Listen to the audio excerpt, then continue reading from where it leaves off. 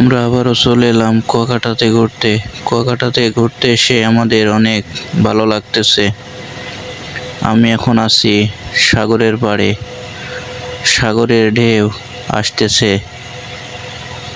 কোলে। অনেক সুন্দর লাগতেছে এই সাগর পাড়ে এসে। কুয়াকাটাতে এসে আমার কাছে অনেক ভালো লাগতেছে। কুয়াকাটা জায়গাটি অনেক অসাধারণ, অনেক সুন্দর লাগছে আমার কাছে।